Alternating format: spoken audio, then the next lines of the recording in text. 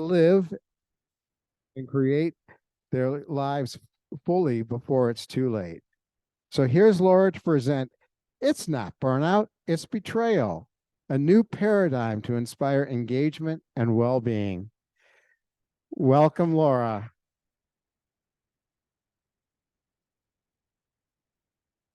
Does it look like I'm on?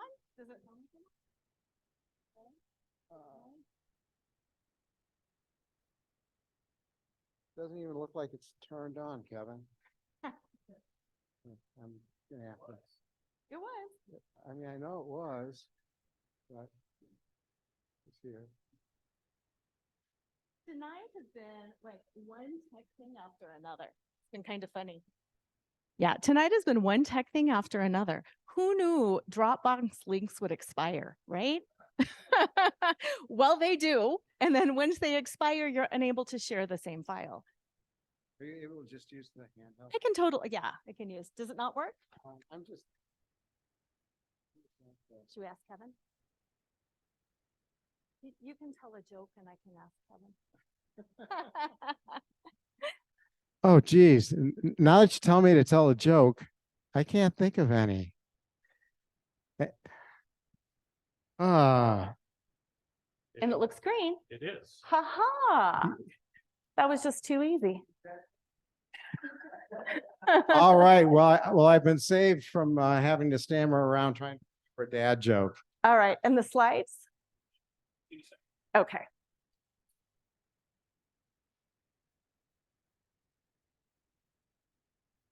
Set my timer here, so at least we have that part going on.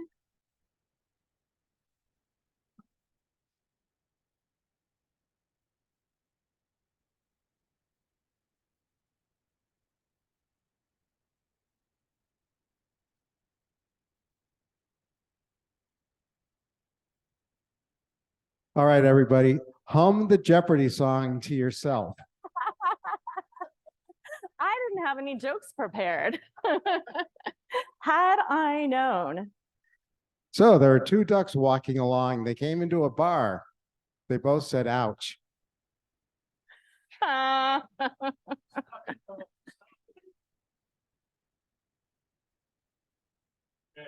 we go. There we go. Yay, and let's see if it works. It works. How many times have you either looked a coworker in the eye or opened up an email and thought to yourself, there is no way I'm going to make it through another day of this? Yeah, we all have. And the thing is, we keep making it through day after day after day of the same old stuff, and nothing much changes until we actually make the decision to change something, or until we have a snap. For me, my snap happened right here in the Denver Tech Center in the year 2000. I was a corporate attorney for an international insurance company, and we were in the process of merging with a US-based company, which meant that things were changing, literally sometimes by the hour. I had 2 kids under 2. My husband traveled and lived in California 2 weeks out of every month. And 3 out of my 4 grandparents were in hospice and were actively dying. And I was fine. I was handling everything fine. I had it all under control until I found out. I found out senior executives had recycling bins in their offices. I know, right? And us junior attorneys, we had to walk down the hall to do our recycling. I know. Can you even imagine how much that company was against me? I know. And then I started looking around and I noticed something else. I noticed that all of the women had beautifully maintained fingernails. And I didn't. Nor was there any way I could ever find the time for a manicure. So I walked away. Literally, in my frazzled and totally irrational brain, it somehow made sense to leave a job that I otherwise liked because of recycling bins, and because of fingernails. Yeah, that was my snap. And my question for you is, what could it be for you? Unless you do something to manage your burnout, what could your irrational snap be? About a year into my new career as a wellness coach and almost full-time mom, my burnout came back again really hard. And it didn't make sense, and I didn't understand why, because I had left the job that was causing my burnout, and I was doing all the things. I was doing all the things you're supposed to do to manage your burnout. Not only doing all the things, I was teaching all the things to people around me. Yet it didn't always work, and I couldn't figure out why until I experienced a significant personal betrayal in my own life. And that's when the dots connected. It's not always just burnout that's causing our symptoms of exhaustion, disconnection, overwhelm. It's a sense of betrayal as well. And unless we manage that sense of betrayal, we're always going to feel burned out. Now, I want to explain to you what I mean by this. Burnout is defined by the World Health Organization as an occupational phenomenon resulting from chronic workplace stress that has not been sufficiently managed, and it's characterized by 3 different symptoms.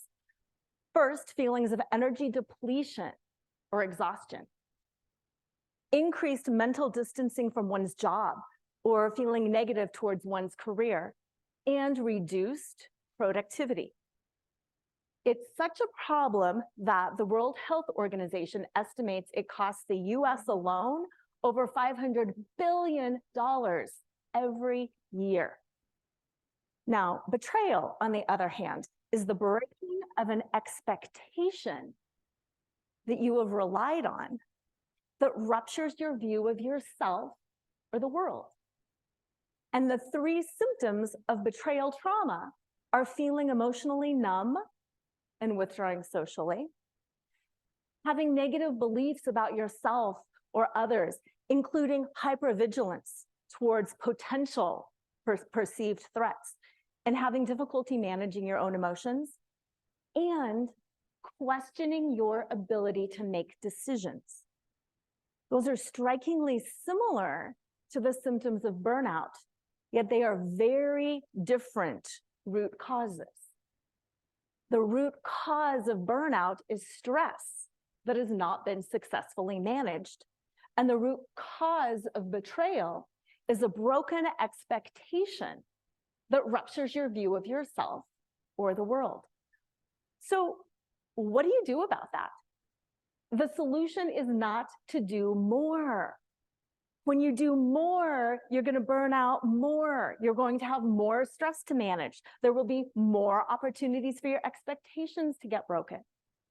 The solution is to fuel up and do less so you are better at managing your stress and better at managing your expectations. And that's what we're going to do today. I'm going to walk you through 5 tools that you can use whenever you experience some of these feelings of betrayal. These tools are encapsulated in the acronym FUEL UP, and they are F, finding your why and living in pursuit of that why in everything that you do. U, uncovering the truth, which means getting to the root cause of what's really going on and solving the correct problem instead of endlessly treating the symptoms. E, expectation management. That's about learning to identify, communicate, and advocate on behalf of your expectations. L is learning to laugh, which, according to the Mayo Clinic, is the #1 way to calm and to re-regulate the nervous system, which makes you smart and more resilient. And then the UP stands for unbroken promises. And these are the promises that you make and then keep to yourself so you can get what you want, so you can feel how you want to feel, and so you can be everything that you want to be. The first tool is F, finding your why. This is a tool that you use when you're lacking motivation, you don't know what you want to be when you grow up. You feel like there's no meaning in your life and there's no motivation and you just are kind of going along. You might have heard about Simon Sinek and his TED Talk and book on finding your why. Those are about having companies get to the reason why they do what they do, selling the mission instead of the product. And it's similar for us as individuals. But when we find our why, it's about reconnecting to our identity, to our purpose, to why we're doing what we are doing. Because when you're connected, when you know who you are and why you're doing it, everything is easier. You don't fall into pleasing others. You don't fall into that stress cycle. And it's easier to do what you say you're going to do. Who here, like me, has ever tried and then failed at losing weight or getting in shape or not eating sugar or any of those things? Yeah, yes, all of us. If you've got a beach vacation coming up in a week or a wedding coming up in a week, it's so much easier to be like, no, thank you, I'm not going to do that dessert. And yes, I'm going to go to the gym because you have a reason why. I want to feel good on my vacation. I want to look good at the wedding. Versus just, yeah, in general, I think I'm going to get in shape. Knowing your why gives you a reason and helps keep you motivated. Knowing your why is what also brings meaning to your life. I went to law school because I was a big believer in justice. The idea of being an advocate and fighting for justice on behalf of people who can't fight for themselves is huge to who I am.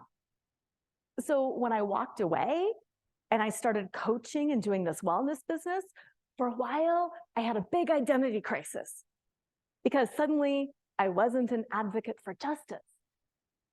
And then it dawned on me, my mission as a coach, as a consultant, is to help people learn how to advocate on their own behalf so they can get what they're entitled to. It's still about fighting for justice. It's just in a different form. So what is your reason why? Who are you? And why are you doing what you're doing? I want you to think about that, especially if you're feeling a little bit burned out. And in case you have lost touch with your mission, your reason why, we're going to do a little activity from the Step Into Your Moxie curriculum called I'm a Monument To.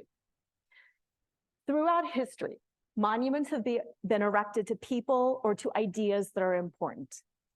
And what I'm going to have you do here tonight is to declare yourself as a monument to your reason why. And in case you're thinking, I don't know my reason why, I want you to think back to when you were selecting your major in college. Maybe career day in 7th grade. When you were looking at different jobs and dreaming, what was the underlying reason why you were thinking about those career choices? If you've got something to write down with, I'd love you to write down using this formula. I'm a monument to, state your reason why, because, and then give a brief explanation. And after a minute or so, I'm going to have a couple of you share. And if you're online, if you're on Zoom, please put your answer in the chat, and then Kevin can read them. And by way of example, what I might say is, I'm a monument to justice because I have been so tired of seeing and experiencing injustice. So go ahead and take some time. write down your reason why. And then when you're ready, if you'd like to share, go ahead and put your hand up. And we've got the microphone over here so the people on Zoom can hear it. And then Kevin can read something that comes in on the Zoom chat too. And I also want you to be mindful of how it feels to actually declare it. To cut through all that noise and to boldly claim, yeah, this is who I am, and this is my reason why. And then put up your hands when you're ready to share.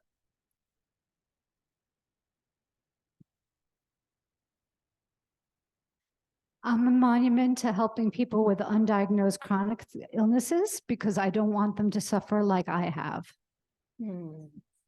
Beautiful. That's really beautiful. Thank you. Anybody else? Oh, one there and then Zoom. We'll do online, then we'll come in. I'm a monument to healthcare, equity, universal healthcare, because everyone should be able to live without worrying about paying for healthcare. And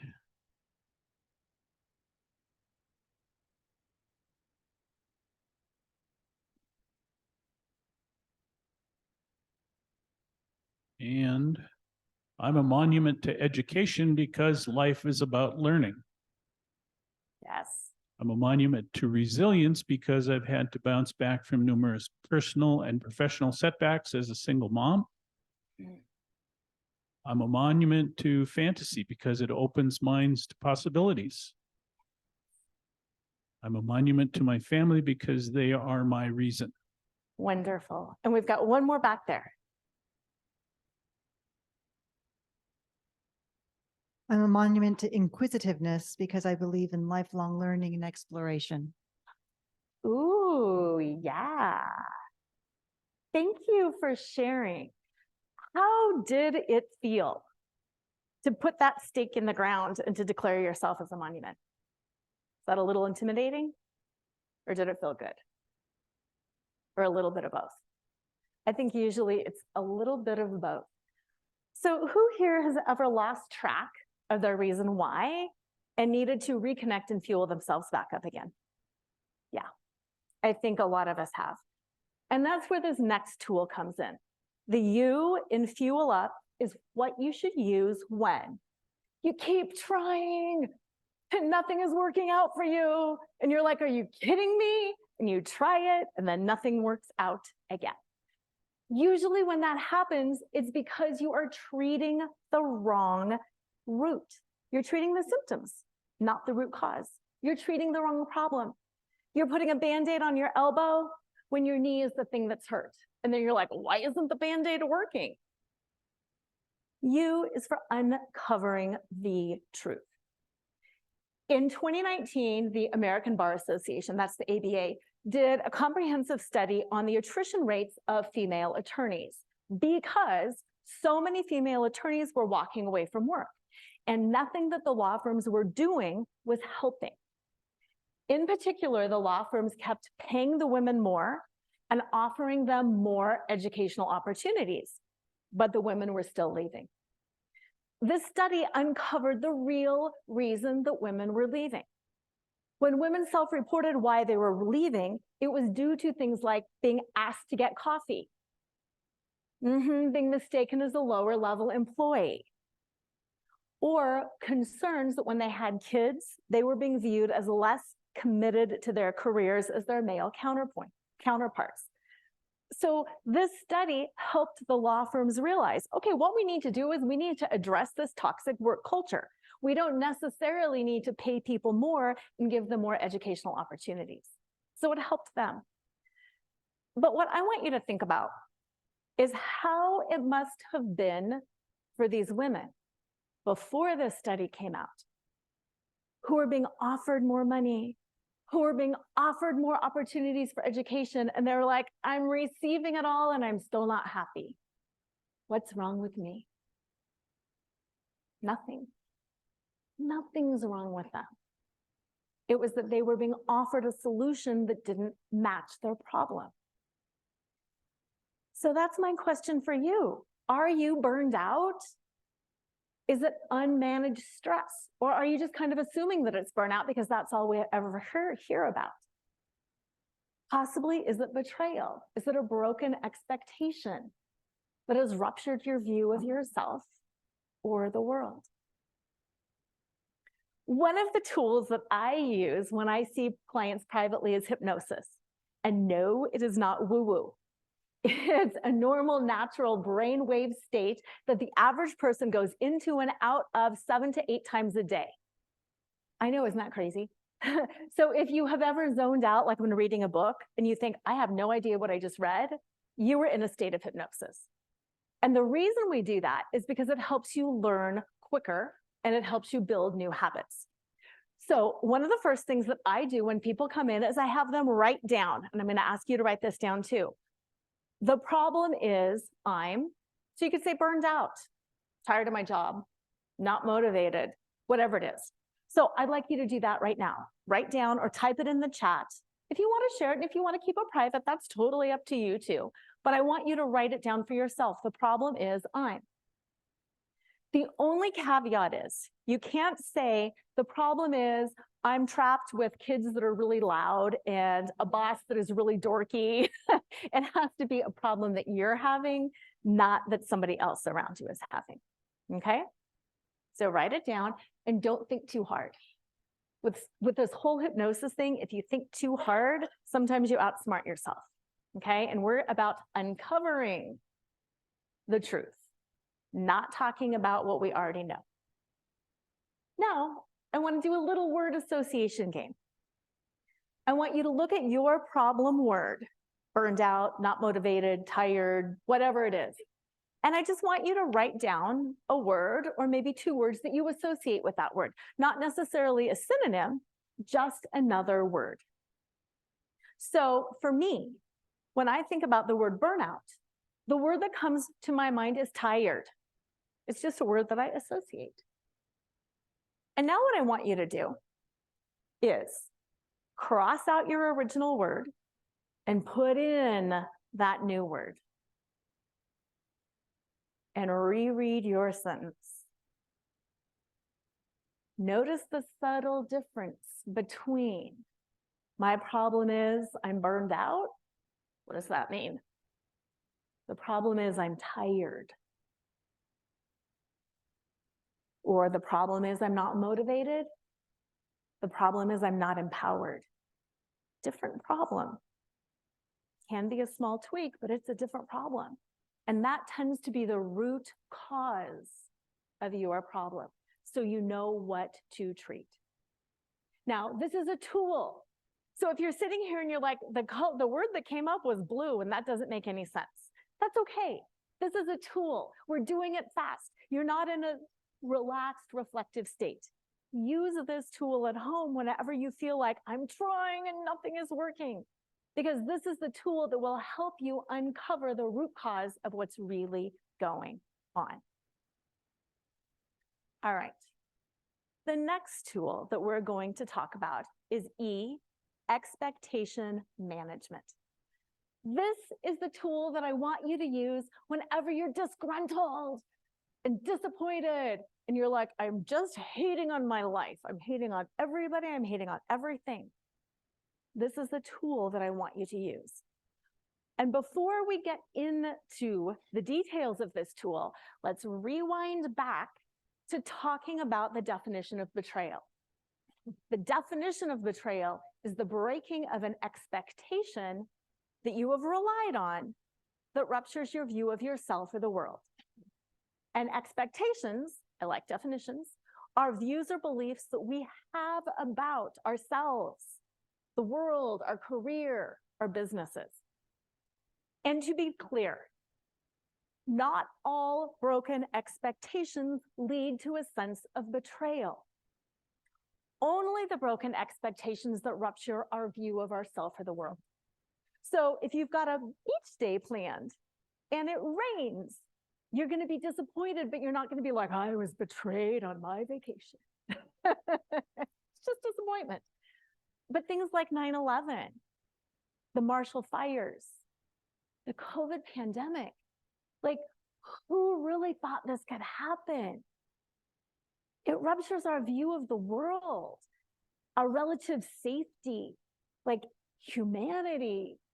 It ruptures all of these deep-seated beliefs that we've held. And that can leave us feeling betrayed. So if you've ever sat there and been like, karma is going to get me, or what did I do wrong? This is horrible. Those are clues that what you're feeling is a sense of betrayal. And people sometimes ask me, doesn't somebody need to betray me? No. It's the feeling of betrayal. It's not like COVID betrayed you. It's the feeling of betrayal because of those ruptured expectations. There doesn't have to be an actor in that. The way to start managing your expectations to prevent feelings of betrayal is by identifying, communicating, and then advocating on behalf of your expectations. Okay, some expectations are easy to identify. If you can begin with the end in mind, then you have identified the expectation. If you're like interviewing somebody and you're like, I'm planning on hiring this person, you know what your expectation is. I'm going to vet them. If you've called a meeting and by the end of the meeting, you want everybody's roles and duties assigned, that's your expectation. You can begin with the end in mind. You can communicate it. Hey, by the time our meeting is done, it's my intention that we all have our duties laid out. Bam. Expectations are identified and communicated. But here's the problem. Sometimes we can't identify our expectations because they're covert and we don't even know that they're there. Okay, this is a true example. It's a little embarrassing, but it's true. I grew up in the 80s watching things like the Angeli perfume commercial. Have you guys watched that at all? Check it out. Yeah, it's hysterical. It's on YouTube. Go look it up. It'll make you laugh. There was something inside of me that believed I could bring home the bacon. I could fry it up in a pan. My kids would look like this. I would look like this. My life would be so perfect. And then when it wasn't, it was like, whoa, what am I doing wrong? How can I be so off track? It was a covert expectation that I didn't even realize I had. Had I been able to admit to myself, wow, that's pretty irrational, but you know what? We all have those. And maybe even communicate it jokingly to, people, myself, my partner, people at work. Maybe I wouldn't have had that snap. Maybe I wouldn't have burned out and walked away. Now, when you think about covert expectations, they're not reasonable. They're not rational. They are a part of our environment. They come from the way we were raised, the time period, the location. It's all of those things around us that just form our beliefs about who we are and how the world should work. They're beliefs about, I'm important. I'm going to be able to take care of these things. I will be seen. I will be valued at work. Clearly, I'm important and everybody is going to value me. And there's that subtle belief that every human has that I'm just a little bit different from the rest. So what I want you to do, and you can put this in the chat or you can raise your hand, I want you to brainstorm a few of those covert expectations that you can imagine somebody might have. It doesn't have to be you, it can be, but it could be an employee. It could be a coworker. It could be one of your kids, a personal relationship. Because when you start expanding your mind and thinking about, what are beliefs that people have that can be driving their behavior? It allows you to see why people might be burning out, and you might not even realize it. Let's just come up with two covert expectations, either in the chat or here. And yeah, they can be embarrassing. Mine was. I shared, we're all good. we got one. And it is hard. I'm glad you asked for an example who. Yeah, thanks. Yeah. Everybody wants to hear you, even online. Yeah. I would say an expectation that I control my destiny and that that the reality becomes that isn't true. And the feeling of being trapped. I came here thinking I could control my pathway toward the C-suite, and I realize now that isn't going to happen. Absolutely right. Yeah. And whoever asked, I'm going to jump in, but if somebody else has one, share. Personally, like a personal expectation that people have, who gets married thinking I'm just going to get divorced? Nobody. It's just those expectations that I'll go to college and I'll get a job. I'll get married and I'll live happily ever after. And that's why they're hard to identify. And that's why I'm challenging you here, because it is how we think it should be. Like even traffic jams, we think we should be able to get to work on time. And then when there's traffic, we're like, oh, I don't know what happened. Nothing happened. Why do you think you should get to work on time? See what I mean? It's like the inverse. Anything else? Okay, let's move on. The best way to start uncovering some of your covert expectations, and this is important again, when you're feeling disgruntled, when you're feeling disillusioned, is to start making inquiries of yourself. Asking yourself questions is so powerful, yet we rarely do it. Like, what is one expectation you had for this conference? So often we just show up. And then we're like, I don't really know why I was disappointed. And people say, well, I don't know. Well, what'd you expect? I don't really know. I just showed up. What expectations did you have when you first began your job? And how did those expectations change over time with the pandemic, with the looming recession, with staffing issues? And I think the two most important questions are your expectations currently being met? If you haven't identified them, communicated them, how do you know? And what can you do to better address those expectations?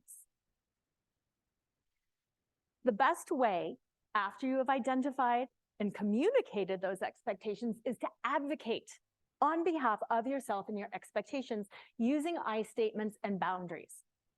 I statements are statements of what you want, what you expect, what you see, what you think, what you feel.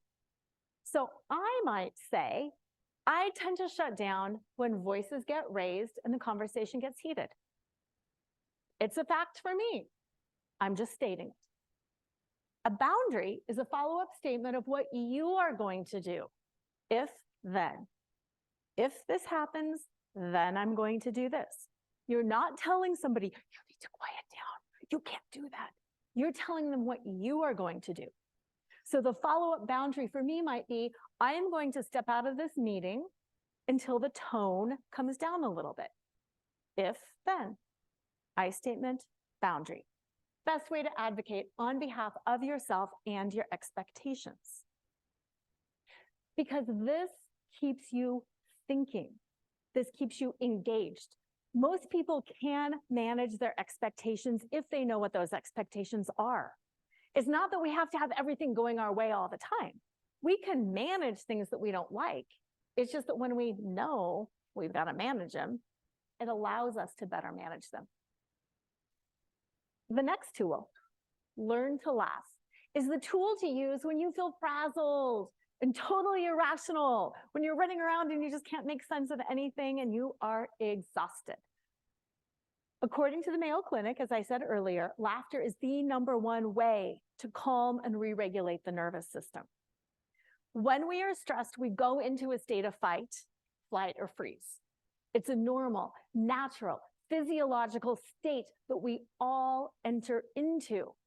And when it happens, we move from our prefrontal cortex, where we can think, where we can process, where we can make decisions, to the reptilian portion of our brain, which is great if a saber-toothed tiger is chasing after us and we need to survive. But it's not so great if we want to innovate, if we want to solve problems. if we want to figure out what our why is, if we want to not be a squirrel and run around and we want to uncover what's going on, and if we want to manage our expectations. Laughter, again, is the #1 way to do it. And it doesn't even have to be huge laughter. It can just be smiling. Smiling releases endorphins as well. And it actually does make you smarter and more resilient. Lots of words on this slide. Because I want you to scan it and I want you to identify 1 or 2 things that you could use. These are all things that smiling and laughter have been proven to help. So if you could use any of these things, then adding laughter to your life might be a good thing. One of my favorite ways to add laughter to my life is noticing and commenting on 5 things a day that I find humorous. And no, it's not just a little feel-good activity, although it does make you feel good. It's a way to help rewire the brain. We all have a bias for negativity. It keeps us safe. If you want to rewire that negativity bias for a positivity bias, the way to do that is small, consistent action over time. So when you notice 5 things a day, it can just be like, oh, that duck was hysterical. It could be that funny little Instagram baby made me laugh. It can be thinking about your favorite sitcom from childhood. It's just an intentional practice of noticing and moving your thoughts to things that are positive, things that are humorous, things that are fun. This is one of my favorite activities. Okay, I want you to look at me and I want you to tell me how you feel about me in a minute, not right now. How you feel about me, if I'm somebody you would want to know or not, and if you think an interaction with me would be positive or negative. And all I'm going to do is think 2 different thoughts. Okay, so you're going to have 2 options to do this. I'm going to turn my back, even though there's a mirror. Then I want you to then I'm going to turn around and you can tell me, or you can read it out online, how you feel about me, if you want to do business with me, and if you think it's going to be positive or negative. Ready? And I'm not going to say a word.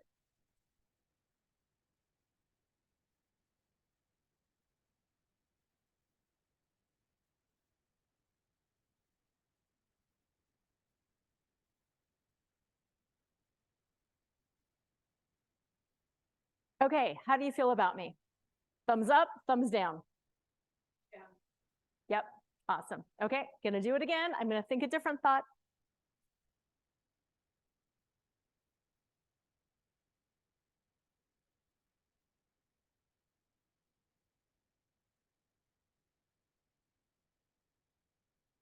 How do you feel about me? Better? Yeah. All I was doing during those 2 things, the first time I was thinking, this is not funny at all. Tech has gone all wrong. Everything is bad. And the second time I was just thinking, yeah, I can make this work. Yes, that's pretty funny. I did see some funny stuff happen today. That's all I was doing. I was intentionally not, smiling at you or anything. I was just thinking. And that's the power of our thoughts. That's the power of laughter. Because when you approach somebody and they're thinking, no, no, no, no, no, you're going to anticipate this is not going to be a positive interaction. And then you meet and everything drops. Versus if you're like, yeah, they're open. They don't have to be grinning, but they're just open. And then you become more open. And then you have more positive interactions and things are better. So that's the power of laughter or smiling. And what I love about that is it's free, it's easy, and it's just something that you can start building day at a time into your life. 5 things a day that are just positive or funny. The last tool is unbroken promises. Making unbroken promises to ourselves really lets us know that we have our own back. That no matter what happens, that you're not in control of your destiny. You can't just choose to rise to the C-suite in 3 months' time. That COVID happens, 9/11 happens, fires happen, all of these things happen.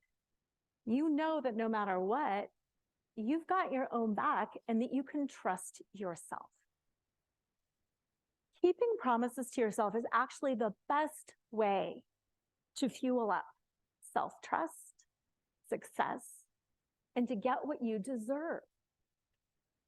Even when we were talking about expectation management, identifying, communicating, and advocating, you've got to trust yourself to do that. It's not that, yeah, I'll manage my expectations later. Trust yourself to do it now. And in case you're thinking, I hear you, Laura, but you have no idea what I've got going on. I've got this going on personally. I've got this going on professionally. I've got this. Blah, blah, blah, blah. Seriously, that is just the problem. Would we tolerate somebody in our life who is consistently breaking promises to us? No.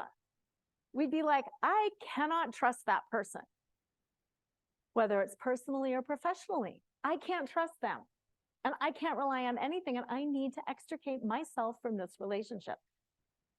So why do we do it to ourselves? One of my tips for keeping promises that you make to yourself is helping yourself help yourself. Fitness is important to me, but it's hard to get to the gym all the time, right? Yeah. I have taught some sort of fitness class since 1988. Forever, right? I've been through all the phases, slides, steps, you name it, I've taught it. And the reason I do that, I mean, yes, I like teaching, it's a ton of fun, but I do it because it gets me committed to going to the gym. I've got a group of people that are waiting for me 3 mornings a week. And if they weren't waiting for me, I'd be like, you know, I'll work out after work. I'm kind of tired. I help myself help myself. And that's something that you can and should do too. There's this community. You might have an ERG at work. You can just connect with people informally and say something like, at noon, we're going to take a 15-minute walk every day. You can hire people. You can hire coaches. You can hire trainers. You can hire mentors, whatever it is, but do what you need to do to help yourself to keep promises that you make to yourself, because it is hard. It's really hard to keep promises to yourself because we have that excuse. Well, I'll do it next time. Good intentions. But the bottom line is, when you don't keep promises to yourself, you're betraying yourself. And that's really what I want you to do, is to refuse to betray yourself again. Because you're the only one that can keep promises to yourself.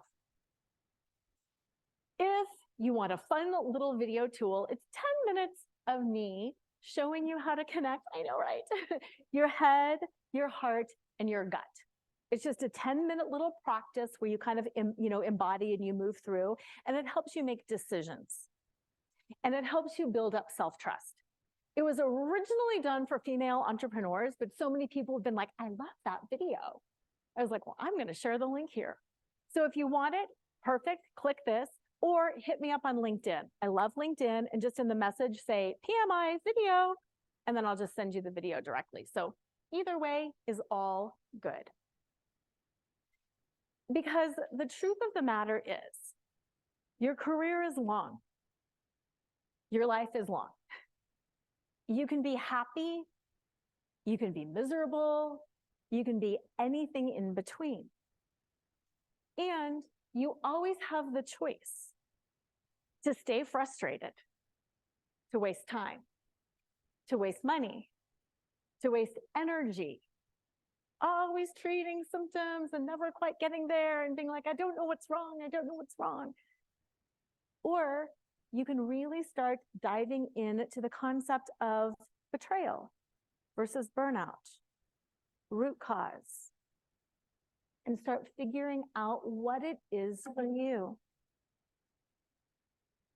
And my last question for you, before we go into a general conversation and questions, is truly, what could be possible for your career, for your sense of purpose, for your identity, for all of that, if you use these 5 tools consistently? Reconnected to your why, uncovered the truth, got to the root cause of what was causing your problems, consistently identified, communicated, and advocated on behalf of your expectations. If you started taking things a little bit less seriously and started bringing more laughter into your life so you could stay in that thinking portion of your brain. And most importantly, if you refuse to betray yourself again and you started keeping all of the promises that you made to yourself, what could that be like for you? Thank you. And I would love to hear your questions, thoughts, reflections over all of this.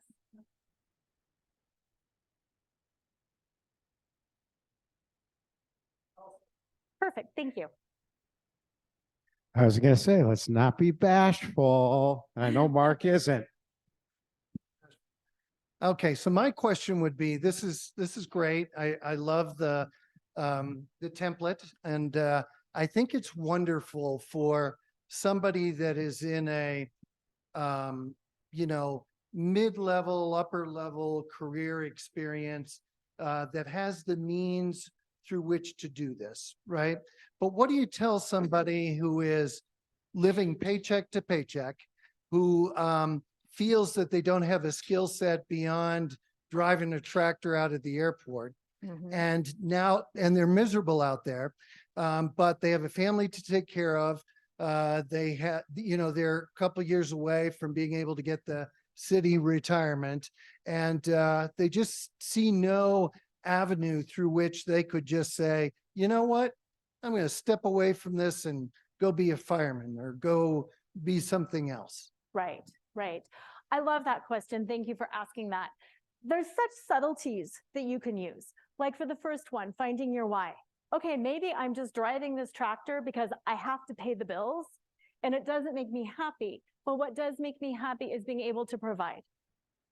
And really getting very intentional and clear on what is it about this? Why am I doing it? Because fact of the matter is nobody is forced to work any job. We can feel trapped, and it's easy to get locked into that mindset that I have to do this. And when you can just walk yourself through some of these things, there's so much self-inquiry going on here and figuring out what works in this position. And then if the answer truly is not much is working, we don't have to rely on our career to satisfy all of our needs. What can I do outside of work that might fuel up some of my satisfaction and make me a little bit happier? It could be something as simple as volunteering once a month if you're exhausted, 1 day a week. But what is it that you can do to fuel back up, even if your job is miserable and you just have to lean in for 2 more years? And then same thing, what I mentioned with the laughter one. Laughter's free and it's available to all of us. And it is a mindset thing, and it does sound frivolous. I mean, I want to say that, like my lawyer part is like, are you kidding? You're just telling me to laugh? It does sound frivolous, but it also does really rewire you, because it gets you back into the prefrontal cortex so you can solve problems. So maybe you're miserable in a job, but you can ask some questions of a supervisor. Maybe you want to, I mean, sometimes it can be something as simple as, can I be on this committee? Oh, we don't have a committee to do that. Is that something I can create because it brings me some joy? Does that answer that? Okay, thank you. I loved your point on laughing, because I said out loud like 3 years ago that laughing is a non-negotiable for me. And I didn't ever, as you put it, you need to have it every day. And one of my friends will say like grief counseling. So that's what she does all day. she looks at Instagram and watches funny, like what you're saying, to reset. Yes. And I heard her say that. I was like, oh, that's good.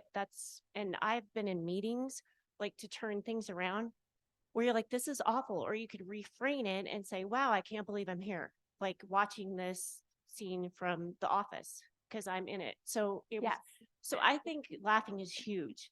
And I appreciate you pointing that out. Thank you. Thank you for that. It is huge. And like that, it's so simple. But okay, here's a belief that we all have. If we're important, we're serious and we're grouchy. Yeah. I mean, my son's in law school right now, and he actually just called me about 4 days ago, and he said that same thing. He said, why is everybody happy on the undergrad? He's at William and Mary, on the undergrad side of the campus. And why is everybody at the law school miserable every day? And I was like, oh, honey, just get used to that, because the profession is kind of that way, and people intentionally make themselves miserable because I'm so important.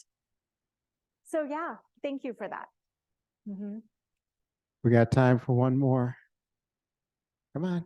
And is there anything on Zoom that we're missing? Yes, please. Anybody who's out there in the virtual world, please chime in. And I'm going to chime in because I haven't talked enough, but if somebody else chimes in, just raise your hand and I'll be quiet. A lot of this is just intention. These tools are all intentional tools. You don't have to use them. You choose to use them because you want to feel a better way. If you want to be burned out and miserable, have at it. Truly, like, who cares if that's what you choose? But it's just intentional. Am I feeling unmotivated? Okay, let's use the F one. Am I lacking meaning? Okay, let's use F. Am I trying and nothing is working? Okay, here's the tool for you. Am I disgruntled? Okay, here's the tool for that. Am I frazzled and out of control? Okay, here's the tool for that. It's just the intentionality of taking care of it. And that is a habitual behavior too. And that's a lot of where the hypnosis comes in when I was saying it's just easier to create a habit. This is just creating a habit, noticing what's wrong and applying the correct solution to what's wrong. And you can do it now, or you can do it later. Yes. Actually, I did have one thought that came up, and it's really a lot of self-reflecting for me. I've been in kind of a down place. It's been one of those years, one thing after another, and I realize that sometimes I want to portray that down attitude, and I realize as I look at myself, why do I want to look miserable? It's a way for me to shout out non-verbally, I need help. I want to be recognized that I'm hurting, and I want somebody else to see that and reach out to me. Whereas, wouldn't the more positive aspect be for me to reach out to somebody else and say, hey, I'm hurting. Can we go out and get coffee together? Or can we go have a beer together and just be with me? Yes. Thank you so much for sharing that. That's amazing. And same thing with the expectation. If your expectation is somebody will notice, and then they don't notice, then you're like, oh, I really am miserable and I'm worse than I thought and nobody cares. And then it spirals. So then, yeah, noticing the expectation then might shift and be like, I am down and I want help and I need help. So then I can identify, I need help. Can you help me? And then you get your needs met. So thank you for sharing it. That was brilliant. All right. Over dinner, I have a task for you. And the task is to think of funny things. Okay? I noticed somebody popped up in the chat, memes are the way to go. Yes, they are. I want you to spend dinner thinking about funny things. And I want you to notice people's faces as you're thinking about funny things, and just notice how your eyes feel, how your energy feels. Come when back you're over the thinking. camera. They want to see you too. Think funny things. It could be people that you find humorous. It could be like that, a meme or an office episode. Think funny things and just feel what happens to your energy as you intentionally think some funny things for the next hour. And thank you. I can't wait for our next session.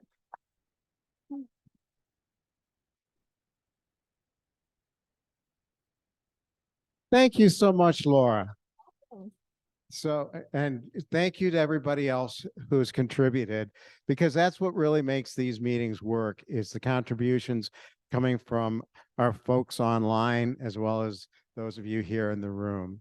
So at this point, we're going to go over and get some food. And for those folks who are online with us, we'll come back in about 15 minutes and have a time of announcements. And then we'll go into Laura's next session after that. Enjoy.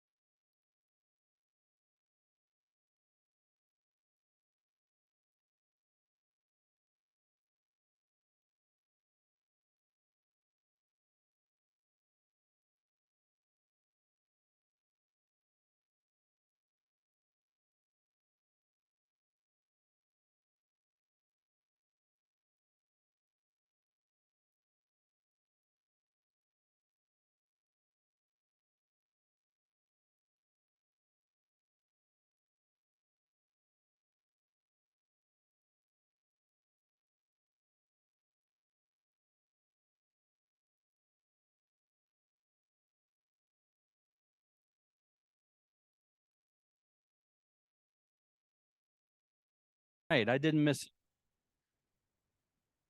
Recording in progress. Thank you, James. Next up, I'm suspecting this has something to do with speaking. So Julie, please talk to us about Toastmasters. Raise your hand if you want to become better at public speaking. Really? We have a fantastic Toastmasters group that is associated with PMI, the PMI Mile High Toastmasters. They meet the second and fourth Tuesday of every month from 6 to 7:15. You can attend as a guest to check it out to see if you like it for free. And then when you're ready, you can join. It's a fantastic place to practice your impromptu speaking, especially if you're interviewing or you're in between opportunities. You can practice impromptu speaking. You can have prepared speeches on any topic you like, and it helps you give your presentations better as a project manager, because we all know we have to give lots of presentations. So check out PMI Mile High Toastmasters, and it's totally virtual. So no matter where you are in Colorado, you can attend. Yes, every meeting you attend, you get 1 PDU. So you can rack up those PDUs like crazy. Thanks, Julie. Next up, we have our Vice President of Professional Development, my boss, Liz Musia. Hi, everyone. Just some updates. Just so you guys know, we have completed our training for the CAPM and PMP classes. We do have virtual classes and we do have in-person. The in-person classes are the 13th, 14th, 20th, and 21st of October. It's on the calendar. We're still finalizing where we're going to be at, but please check that out if you're getting ready to take your test. Also, too, in November, we will be having a student workshop. It's called Achieve PM Workshop, and Regis is helping us out with that. So if you know any students that are interested in project management, whether they're in university settings, college, or high school, please check that out. We're going to have 4 speakers, and it should be a great day. Thanks. Thanks, Liz. And we have Steve. I'm Steve Willey. One of the interesting things I do in my career is I'm affiliate faculty at Regis University in the graduate project management curriculum. We have an opening for someone who would like to teach in that. It does require PMP, an MBA and all that good stuff, but it's really fun doing that. So if you are interested, let me know. Thank you, Steve. And we have Chuck Knizovich. Good evening. Hi, my name is Chuck Knezovich. I've been affiliated with the chapter for many years, probably longer than anybody who's in this room. What I want to talk about, the foundation, it's a Denver Metro Project Management Education Foundation. The chapter put this together about 25 years ago. Since 2011, I've been running it. So it's some of the things we've done. This past school year, two students received scholarships. Both went to CU Boulder. You know, I go up there, make sure they come, take a picture, have them holding the check. Matter of fact, I'll be giving it to, they can put it in the newsletter. We started something different this year. High school students get the CAPM. They can't take it until they have that diploma in their hand. So usually the May time frame will come in, me and people from the chapter who want to teach it. We, invite them, and we teach them the fundamentals and kind of how to pass that exam. We've had 2 students pass that exam this year. They're going off to college with CAPMs. The teachers really love this. Project management is getting involved in their management marketing classes. They teach project management. What we do for them, we come into the schools, Cherry Creek Innovation Campus, just down the street here. We help them with their projects. We coach, monitor, whatever we can do. We help with the DECA stuff. Matter of fact, a lot of us judge that. So the teachers, it got around. So in November, we're going to be teaching teachers. The chapter has put it on their website, how to pass the CAPM. So as they're teaching the course, they know the fundamentals of project management, and they got a few initials after their name too. So something new, and I hope we get 7 or 8 or 10 more students at the end of the school year who also be taking CAPMs. It takes a while, get it working. So here we are. So it's been a good year. Anybody interested in that, contact the chapter, and we do have a website, and see what we can do. Part of the problem with the schools is that it's 10 o'clock in the morning, for an hour and a half, or it's 3 o'clock. And if you all have jobs, it gets a little difficult. But we have enough volunteers, and we really enjoy it. I mean, like I said, I've been the president since 2011. I'm not, the students I've met, I think our country, is in good shape. Very smart, really want to work, not afraid to ask for help. So I'm going to keep doing this until I don't know what, I wake up one day and forget who I am. Thanks, Chuck. Let's see here, just kind of going through. Okay, so Kevin, we have somebody online. If you'd like to go ahead and unmute them and let them give their announcement. Go ahead, Michael.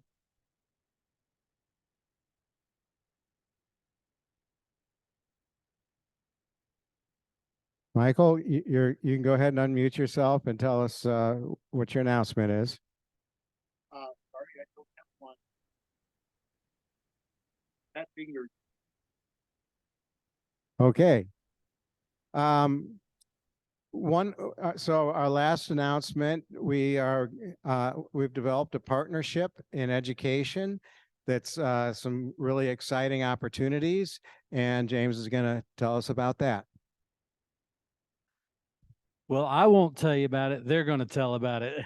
But I do want to say thank you to Amanda and Keishney. They're from Tech Systems. A few months back, we've built a relationship with Tech Systems in the chapter, and to do multiple things. They have been started out just attending our networking events, talking to folks about real jobs, open jobs, resumes, job market, just so it provided an avenue for our members to have those discussions through the chapter networking events. That has grown to now they sponsor the network events once a quarter. So, and in addition to that, they have also they are a platinum sponsor in Women in Project Management Leadership. They are also a platinum sponsor in Symposium. And we are starting a new kind of a pilot program that they're going to talk to you about, providing additional education even outside of our core project management. And they're doing all this at a discount for our members. So I want to say I'm very thankful for this partnership and relationship. Let's give them a hand as they come and tell you about this program. Hi, everyone. It's nice to see you all today. My name's Keishney, and come on up. Wait, so I was cute. Hi, everybody. I am Amanda. I am a technical recruiter.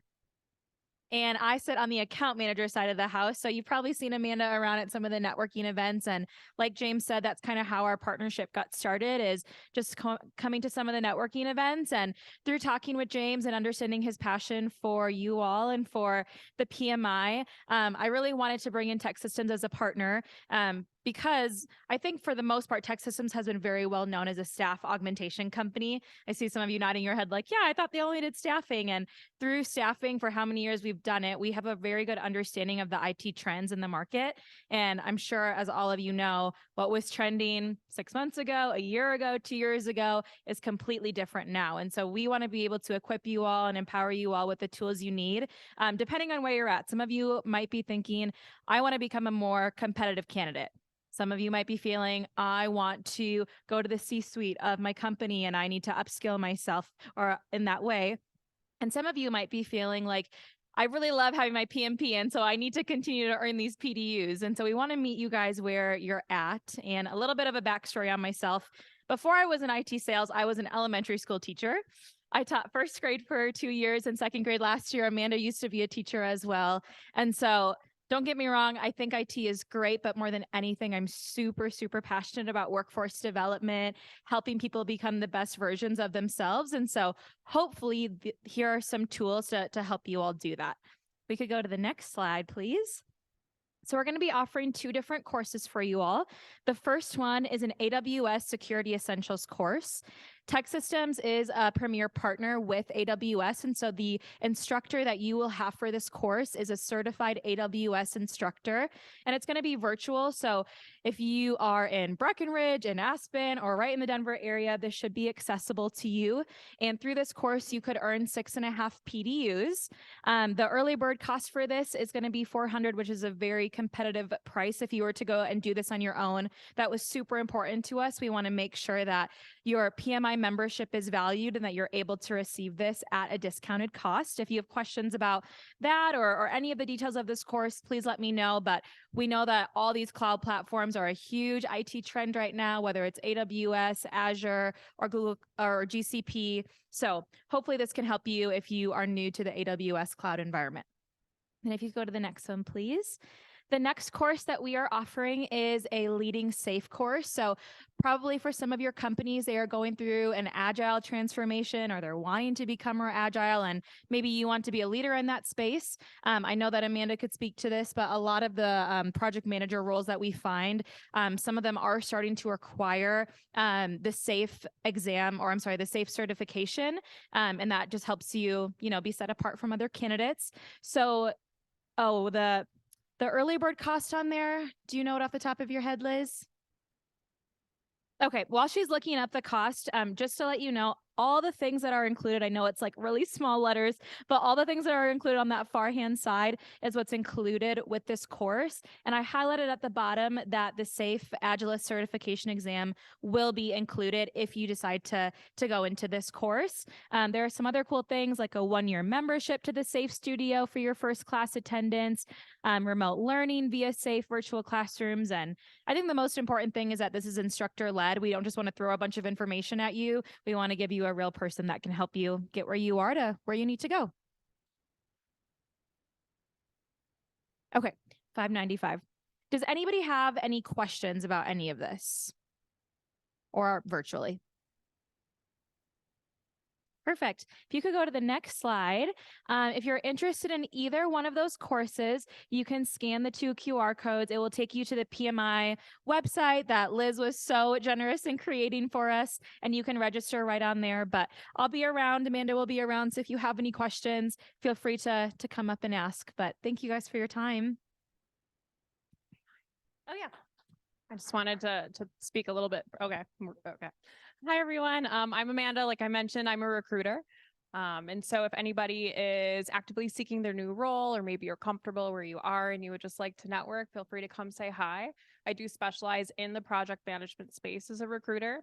And if you are online, you can add me on LinkedIn. My full name is Amanda Johnson, and I give LinkedIn feedback, resume feedback. I would just love to be a resource for you. So please come say hi. Thank you. Thank you. And I know that we as a chapter have been connected with Tech Systems for quite a while, so it's great to see this partnership growing even further. So, my gosh, we never have this many announcements. There's a lot going on. So I just want everybody to realize just how much value there really is in your membership in PMI Mile High. So without further ado, let's get Lora back up here and have her give the second part of her presentation this evening.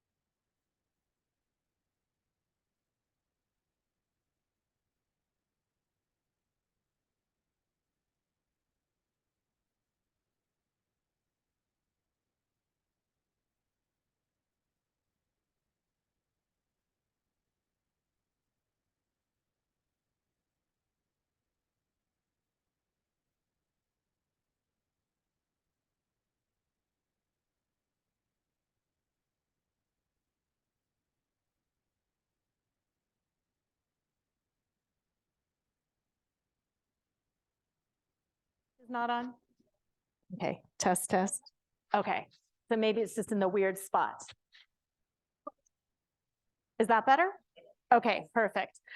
What I want to talk about before we get into the content is one of the words on this slide that's kind of near the top, the Moxie word, because it's kind of a fun, unusual word, right? The corporate training programs that I do are called Step Into Your Moxie, Speak Up and Influence. And what I love about the word Moxie is there's 3 components to it. You can tell I'm a lawyer, right? There's components, there's definitions. The 3 components of Moxie are, first, having the energy to do it. Second, having the skills And then third, having the confidence. And in order to show up with Moxie, you need all three. So the first hour, we talked about fueling up, which is about giving you energy. Now we're going to work on two different skills. So then you will have the skills, and we're going to do some practicing here. And that will give you the confidence because you'll have practiced here in a safe space.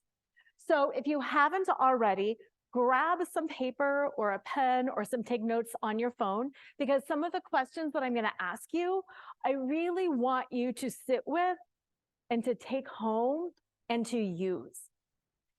Because by the end of our time together tonight, you are not leaving the webinar. You will have the skills to prevent ruptures in the first place.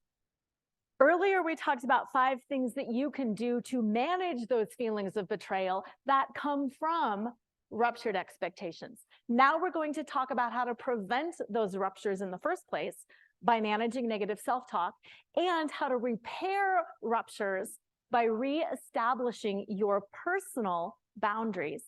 And we're going to do a bonus refresher on some common courtesy, which is one of the easiest and simplest ways to both prevent and repair ruptures. Now, in order to do some of this work, I want to establish some ground rules. And I think you're already on board with them anyway, but just in case. I want you to do some unapologetic truth-telling to yourself. If I'm showing something and you're thinking, I don't get this, don't tune out and think, I don't get this. Lean in, be inquisitive. Be an unapologetic truth teller about where you are. Create aha moments for yourself by leaning into the materials and the skills instead of thinking, I don't get that, I'm not going to bother. Because growth is messy. And when we can share the mess in the message is where we can all elevate. And I also want you to remember that self-compassion fuels mastery. If you're not making mistakes, and I know we hate mistakes, but if you're not making mistakes, you're probably not pushing yourself hard enough. You're probably just coasting. And now might be a really good time to just lean in. Give yourself that benefit of the doubt and the grace and have that self-compassion. And then the last thing is elevating marginalized voices. And what I mean by that is always being aware of the room that you're in, whether it's a virtual room or a real room. I know my big thing is as an extrovert, sometimes I realize, oh, I am stepping all over people. So whether it's stepping over people or if you're noticing somebody is uncomfortable, doing your part to help center their voice or their experience to make them more comfortable. Am I good? Okay. How many times have you had that experience where you get this whole story in your head and you're like, he said this and she said this and this is what they mean, and you just have it all figured out in your head? Yeah, people are nodding. And then all of a sudden you're like, oh, that's not what I thought at all. And you have to readjust everything. Yeah. It's a common experience for all of us. And while it's really difficult to admit to other people, you know, I had that totally wrong and I'm sorry, and here's what I'm going to do to clean up my mess. It can be even harder to admit it to yourself without spiraling into negativity. That I'm so stupid, I'm so dumb, how could I have done that, and then beating yourself up. That is exactly what happened to a client of mine who literally tanked his career and his well-being largely based on the story in his head. He was a high performer in his company. He had been there for 15 years and he was on the high potential list, which meant that he got extra mentoring and training in preparation for his inevitable promotion. So when all of a sudden, out of the blue, he was told that he was being taken off the high potential list, it ruptured his view of himself as a valuable employee, and it ruptured his view of the company as a high integrity partner in his inevitable success. So guess how he felt? Betrayed. He felt like he had been betrayed by the company, which caused him to not show up at his best. He felt like, I've already given my all to the company. I've always leaned in for 15 years. I've leaned in and I'm not going to do it anymore because look at where it got me. So it's not like he intentionally decided to quiet quit. It's just that he was done. And he no longer saw himself as a valuable part of the company. So he quit advocating zealously on behalf of the company or on behalf of himself. And he showed up and he did what he was supposed to do, but he didn't give anything extra like he used to do. And his well-being really started tanking. And he started saying things like, you know, if they would have wanted to keep me, they would have offered me blah, blah, blah, blah, blah. And after all I've done for them, this is what I get for them, which then made him a little bit negative to be around, and he kind of burned some bridges. So eventually, no surprise, the company asked him to leave due to lack of engagement. And a couple months after he left, he found out the truth. He found out that the reason he had been taken off the high potential list in the first place was there was a company who was coming in who was considering buying out one of the divisions of his current company, which would have eliminated the position he was going into. However, the new company was also interested in maybe acquiring him as well. But it couldn't be talked about because it was a confidential arrangement. So by the time he found all this out, he had spent so long in the story in his own head that it was really too hard for him to come back to and too embarrassing for him to come back to. And I'm sure we can all relate to that to some degree or another. So my question is, these are two skills that could have saved his career and his sanity. And my question for you is, how in your life do you think learning these two skills could also save your career and potentially your sanity? And again, that first skill is learning how to manage your negative self-talk. We talked earlier about identity. I'm a high performer. I'm a valuable employee. When you know how to manage your self-talk, you stay grounded and rooted into who you are and what you can do. And even if things are going wrong around you, you can still manage that self-talk and stay connected and centered into who you are, which then will help prevent those ruptured expectations and will help prevent feelings of betrayal. And similarly, reestablishing personal boundaries can help you repair those ruptured expectations because it gives you the opportunity to step back, to reassess, what do I need in order to succeed? What do I need in order to be happy and successful? So these are the skills that we are going to be working on today. And going back to Moxie and the idea of stepping into your Moxie, having energy, skills, and confidence.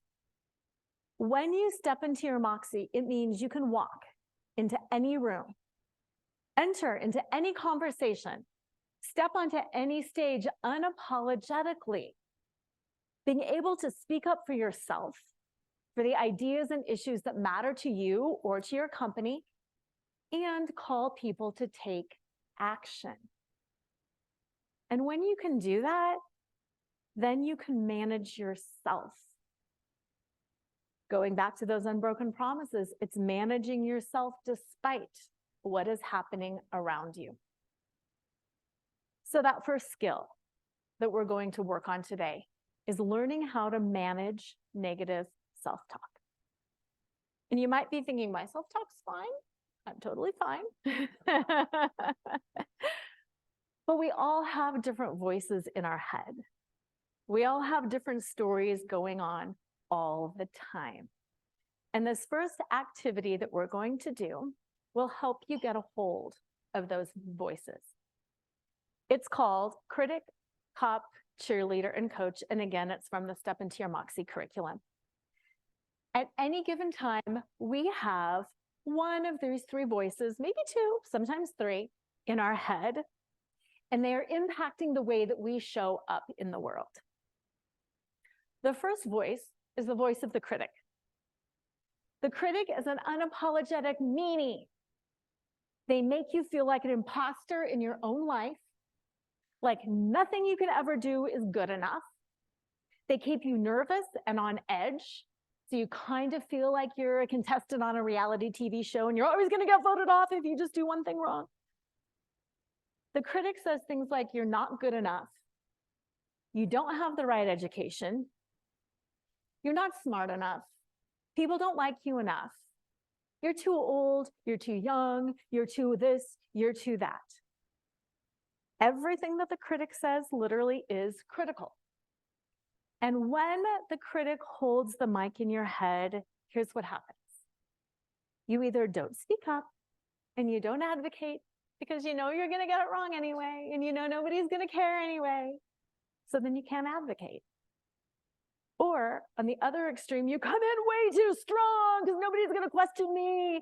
And you have this false bravado because of the fear that you're doing it all wrong. The second voice that shows up in the head is the voice of the cop. The cop is a rule follower, and everything is right or wrong. It's good or bad.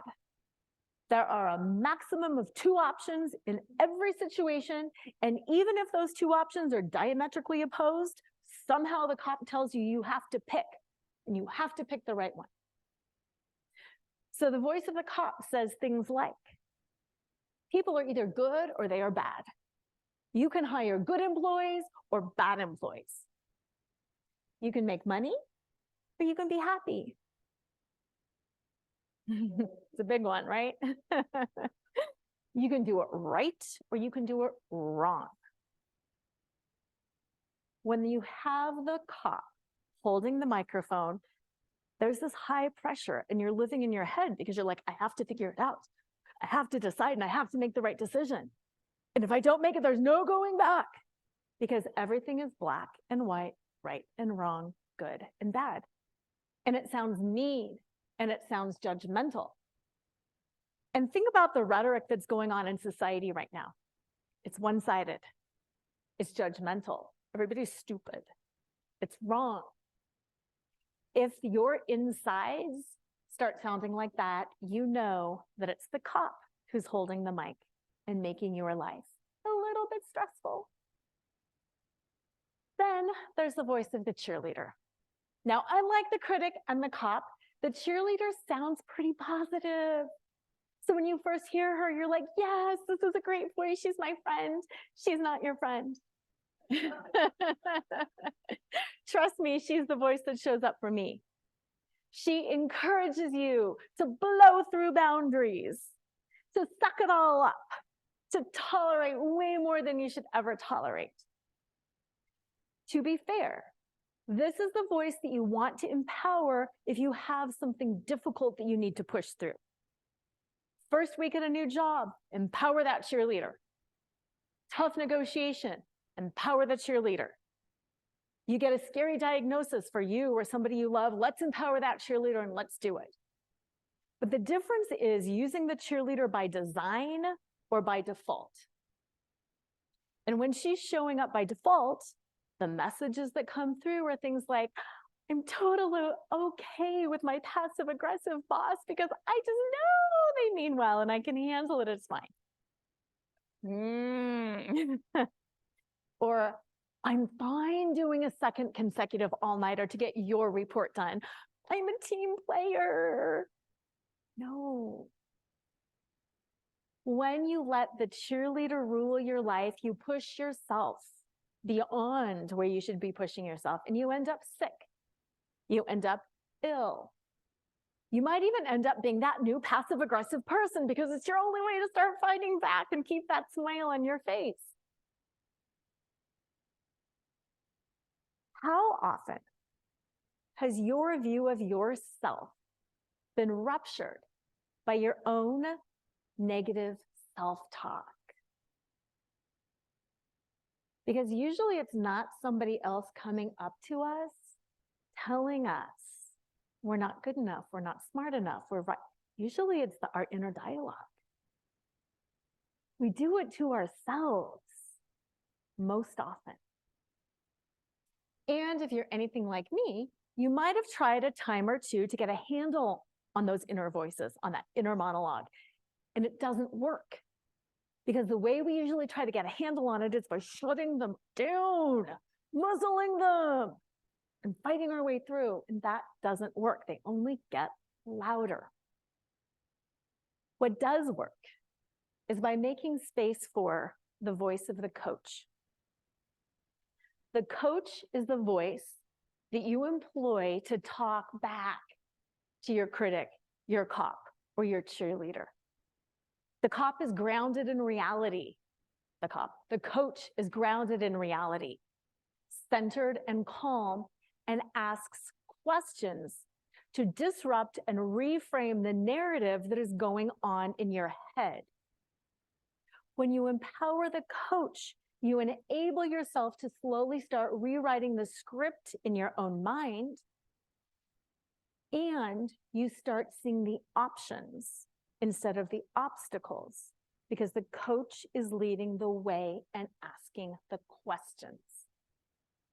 So over time, as you consistently employ the voice of the coach, you start being able to think more clearly, communicate more clearly, keep yourself grounded and centered in who you are, what you're worth, in your own identity.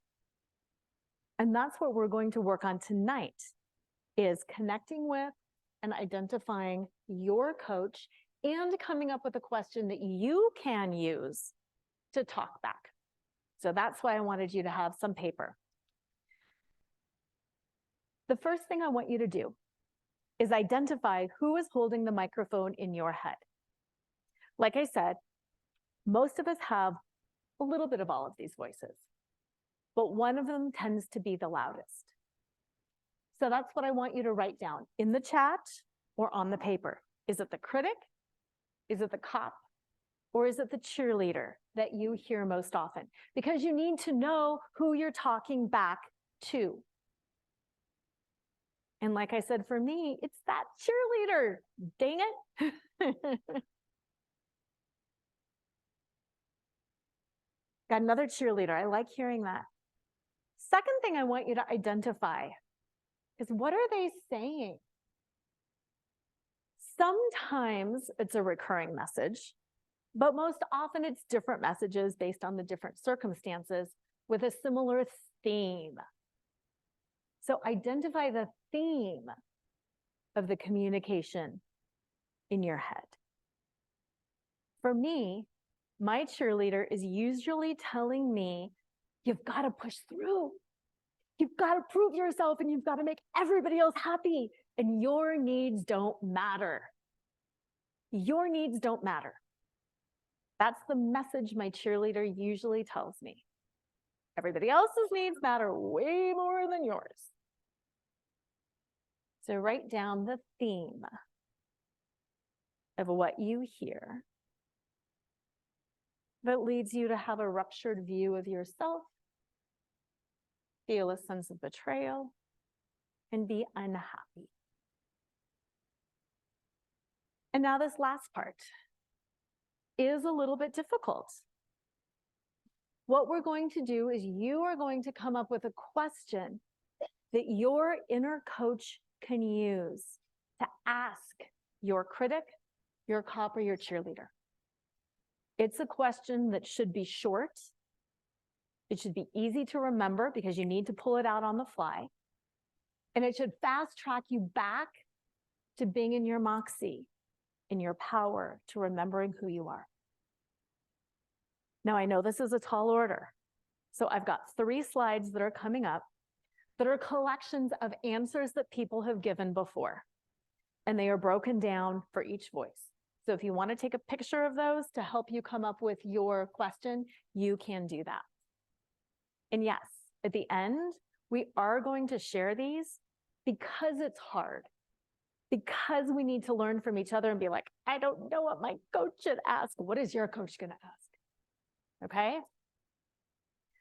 So favorite questions that I have heard that the coach can use to talk back to the critic is, what's a more accurate depiction of myself?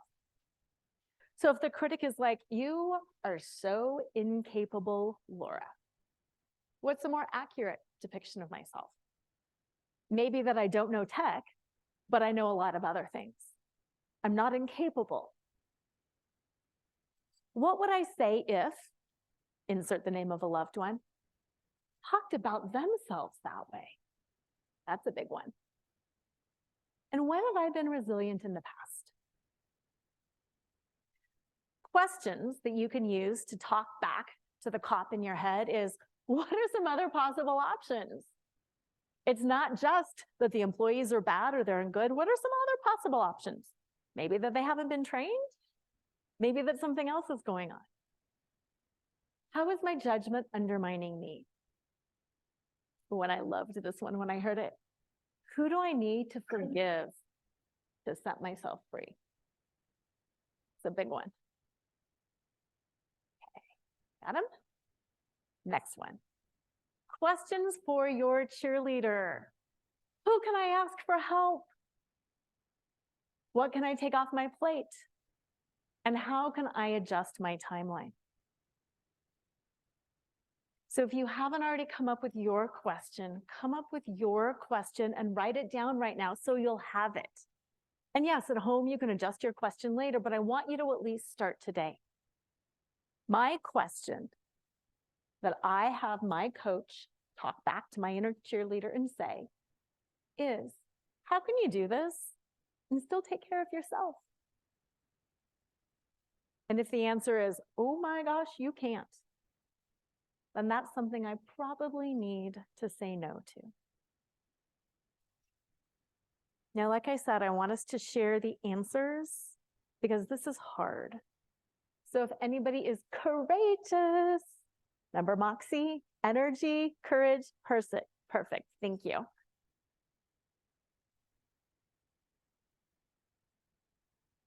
The voice in my head tends to also be a cheerleader. I'm very good at, it's also your needs don't matter. Everything is fine. I can make this work. So the question I often ask myself is this going to make me happier later? When you reflect back on your next response here, are you going to be proud of that response? And essentially, did I keep my promise to myself? Oh, I love it. Thank you. Any critics or cops out there? Gotta be at least one critic. Oh, right behind you. We can also bring folks from the virtual side in too. Yeah, please put them in the chat because then we can read them. We can read them later too, even if we don't read them now. Okay. Well, I'm a cop. Everything's yes, no, an absolute. So I really do struggle with that. So I actually nabbed the question kind of evolved with me was what are the other possible options, which was actually the same one up there. And I really do struggle getting through my boundaries where it's yes, no. So yeah, wonderful. Thank you. Any critics? Pardon? The question? Yes. Jeff, I was wanting you to share what your, oh, hers. Yeah. It was actually on her screen. It was what are the other possible options? Asking myself, what is another option to this situation and that I maybe can handle things differently than I normally do. Yeah. So what are some different options? Because her inner voice was the cop. So what else might work between A and B? Or A and Z? Okay. Any online? How do I establish realistic expectations? Ooh, how do I establish realistic expectations? That's a good one.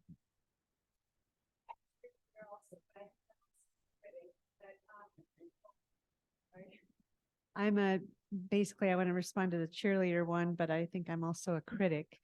But I asked myself, okay, how do I under promise and over deliver? Yeah. And I keep asking myself that. But I struggle. Even doing that, like, you don't have to do it all in one day. Yes. You know, and I'm fatigued. I need to go outside and go for a walk. Yeah. And maybe even get more done if you go outside and go for a walk. Yeah. Thank you for sharing those. And that's the thing with the voice in your head and rewiring the self-talk. It's like we talked about the first hour with regards to the negativity bias and rewiring yourself for positivity. Employing the inner coach helps rewire that self-talk. And according to neuroscience, it's about 60 to 120 days to do a complete rewire. So if you're committed to this, think about it. By Christmas, you could have a handle on the voices in your head. I also want to discuss a few things. And you can answer, you can put it in the chat, or you can just ponder and let the answer filter through you.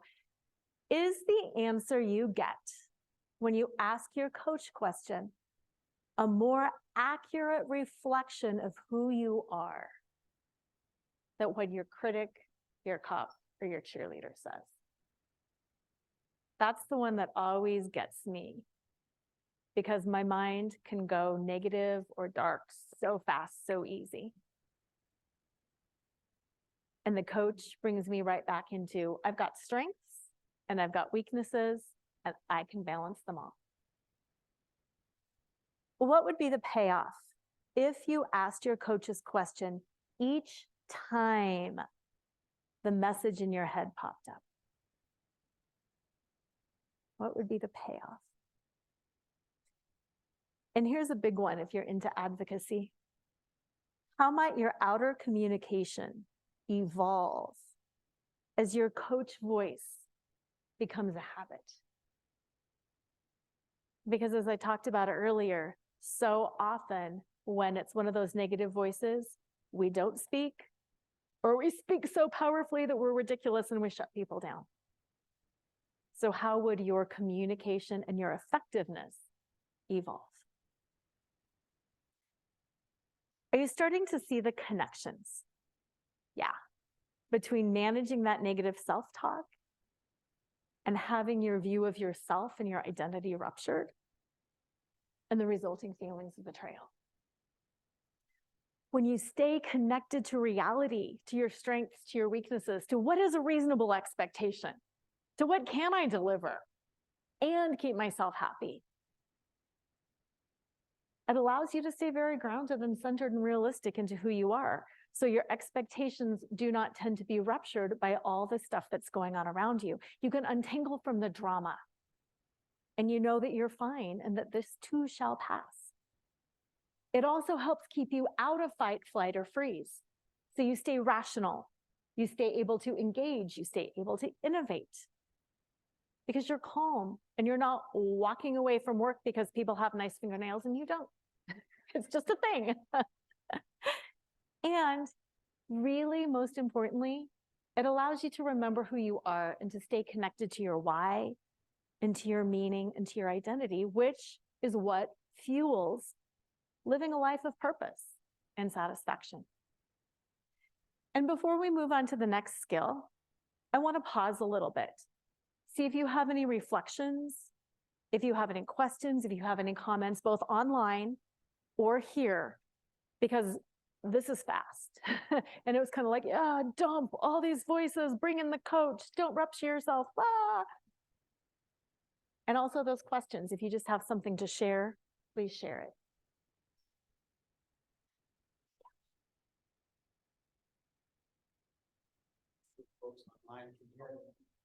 Yeah.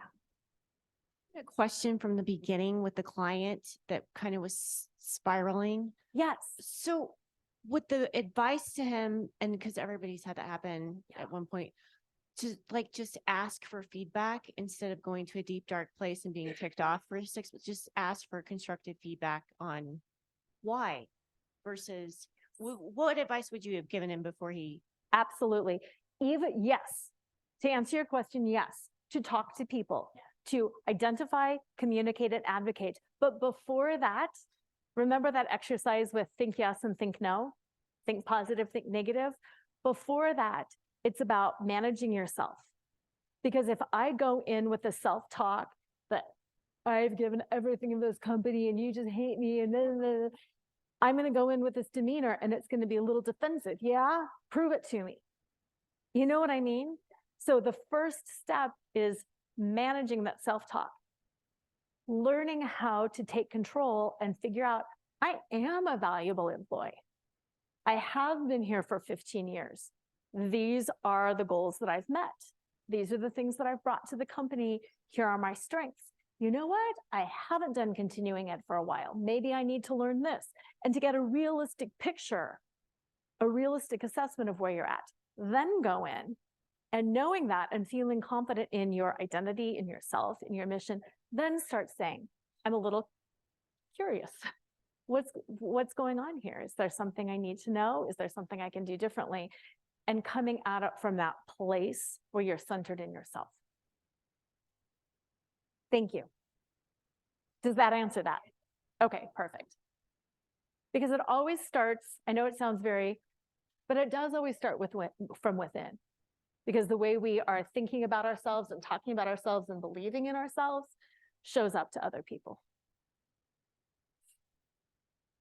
Anything else? All right, let's move on to the second skill then. The second skill is reestablishing personal boundaries. Earlier tonight, we talked about boundaries and how they are things that we, if-then statements, that we tell other people that we are going to do if something happens. Not directives, you need to do this, but what we are going to do in our relationship with others. Personal boundaries are what we are going to do in relationship to ourselves. Kind of like the unbroken promises. There's things that only I can do for me. And these are the things that I need to show up, to be my best, to be happy, successful, to feel good, all of that, which again is all subjective. Successful, happy, calm, whatever. Here's my little list of things. Oops, personal boundaries are unbroken promises you make for yourself. Here's my little list of things. In order to feel good, in order to be my best, I need 7 hours of sleep at night. And you know what? Nobody else is going to come into my house and be like, Laura, you have to get up at this hour and you count backwards and then go to bed. This is a boundary I make and keep with myself. I need time for movement. I prefer fitness, but just walking, that's fine too. I just need that every day or get nuts. I do, I really do. I need at least 15 minutes of quiet time with myself. Whether it's like reading or meditating or hanging out, I just need that time. I need time outside. And I need some sort of connection time with my humans and my animals. Nobody else can do this for me. These are my personal boundaries. So what I want you to do is make your list of personal boundaries. This is your list for you. You are not going to be sharing this. And you might be thinking, oh my God, 5 is a lot. It's not when you start thinking about it. Earlier, somebody was saying, laughter is a non-negotiable part of my life. Perfect, that's a perfect boundary. Some people need 3 meals. Some people need breakfast. What are 5 things you need that you're in charge of giving yourself that you need to reestablish personal boundaries? And again, we're talking about the unbroken promises. What happens when you start getting stressed, where there's a big project, where there's a lot going on? You start compromising your sleep. You start eating bad. You start not going to the gym. You start not going outside, and it starts cycling.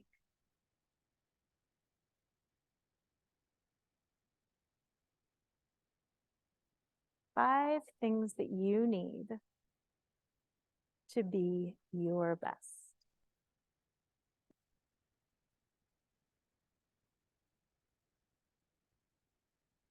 And as you are working on those, I'm going to slowly ask you 4 more questions that I do not want you to share with other people. These are for you. Looking at your list of 5 non-negotiable personal boundaries, what areas of your life are you not showing up? Are you not showing up from a place of Moxie? Where's your weak spot right now? Because remember, this is all about repairing ruptures. We all get our expectations crushed. Life never turns out the way it should or the way we have it planned. If you're anything like me, that happens more often than you even care to admit sometimes.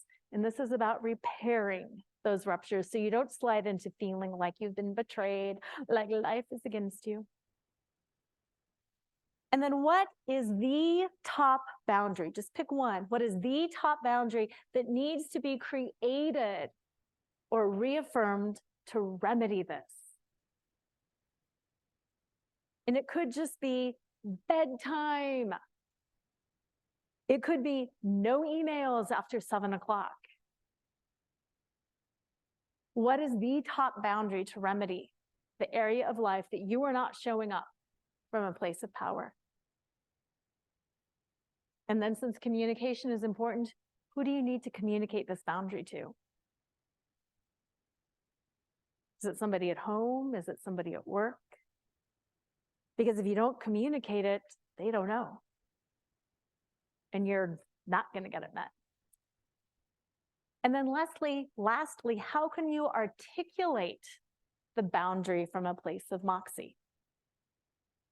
From a place of energy, skill, and courageousness. Please don't email me after 7 o'clock. I get so tired and I need. That is not from a place of Moxie. That's begging. We don't need to beg. How can you communicate your boundary with Moxie? Because when we're able to reestablish personal boundaries, we're able to repair those ruptures. Because life does get busy. We do have big projects. We do have deadlines. There are times in our life where things aren't perfect. We don't get our 7 hours and we don't get a workout. So how do we step back then after times of crisis? Reconnect with what do I need to look and feel and think and be and do my best, not only for me, but for my team, for my family, for my friends, for everybody. How do I reassess, reestablish, and go forward healthily? When you are able to step back and reassess, it puts you back in the driver's seat. It makes you the protagonist of your own story. No, you can't always get exactly what you want. You can't graduate with your master's on Saturday and then run the company by the next Thursday. But as the protagonist, you can be taking steps to get there. What do I need to break down? Who do I need to talk to? How do I need to do this? What other things do I need? And reestablishing your boundaries is what gets you there. So same thing, comments online, in person, about the reestablishment of boundaries to repair ruptures. Thoughts, questions?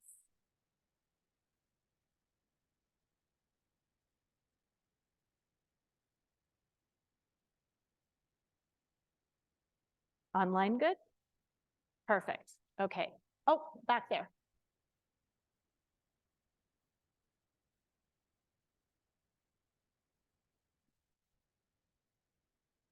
I like what Joe, hello, can you hear me? Yeah. Okay. I like what Joe said, that you need you need a good strong base at home, or a home, what you feel like home, where you're not insecure, right, in what your base is.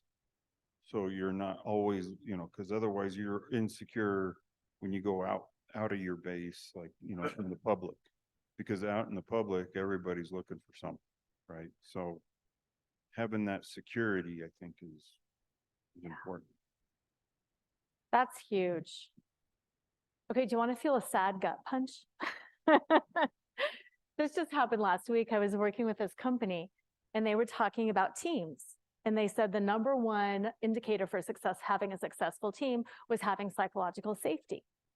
And I was like, yes, I get that. And what happens when people aren't psychologically safe at home? How are they expected to show up at work and suddenly be safe if they're experiencing domestic violence, emotional abuse, poverty? And it's like, yeah, everything impacts everything else. And yeah, that's a big one.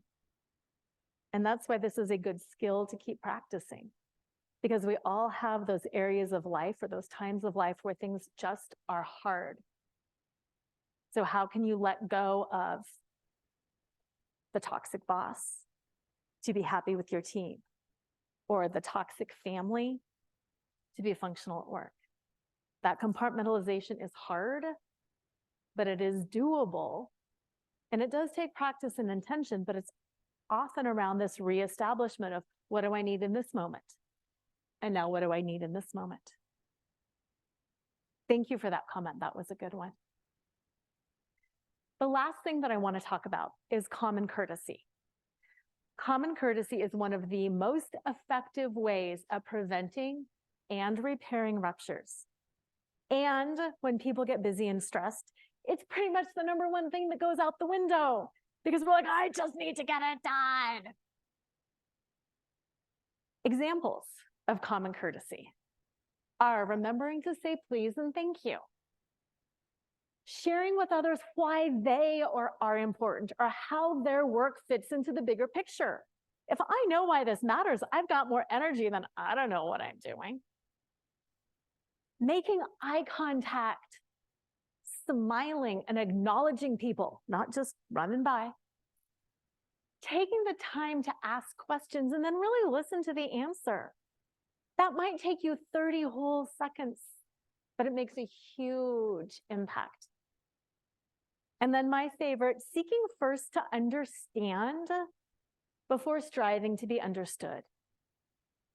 Because here's the thing, when we have a message to convey, it's an important message. And we get so locked up in, I need to convey it. But sometimes we don't step back and realize, oh, they have it, or they're bringing up something that I didn't understand, and now it's not going to work. Understand them first, whoever them is. Then make your point.